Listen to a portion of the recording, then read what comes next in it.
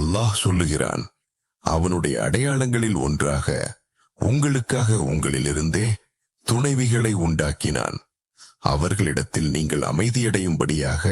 மேலும் அவன் உங்களுக்கிடையே அன்பையும் கருணையையும் ஏற்படுத்தினான். இதில் சிந்திக்கிறவர்களுக்கு அடையாளங்கள் இருக்கின்றன. கணவன் மனைவியின் உறவு அமைதி, அன்பு, கருணை அடிப்படையில்தான் அமைய வேண்டும் என்பதை காட்டுகிறது. ஒருவருக்கொருவர் ஆடை போல் இருங்கள். மனைவி கணவனுக்கு ஆடையாகவும் கணவன் மனைவிக்கு ஆடையாகவும் இருக்கிறீர்கள். ஆடை உடலை மூடுவது போல கணவன் மனைவி ஒருவரை ஒருவர் காப்பாற்ற வேண்டும். ஆடை அழகை கூட்டுவது போல தம்பதிகள் ஒருவருக்கொருவர் வாழ்க்கையை அழகாக்க வேண்டும்.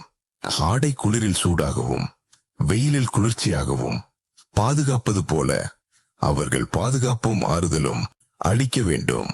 சம உரிமையும் பொறுப்பும் பெண்களுக்கு அவர்கள் கடமையாற்றிய அளவுக்கு உரிமைகளும் உண்டு.